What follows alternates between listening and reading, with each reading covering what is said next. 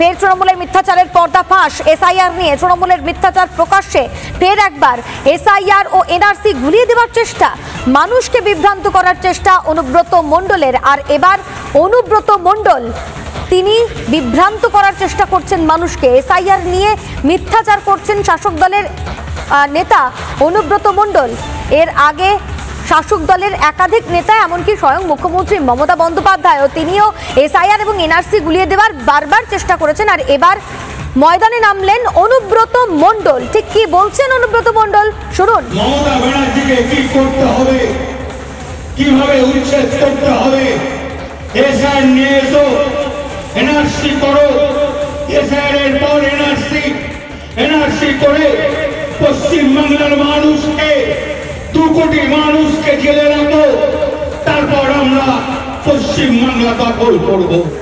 তোমরা ভাবলে 2002-এ অনেক জনের নাম থাকবে না, আমরা বাদ দিয়ে দেবো।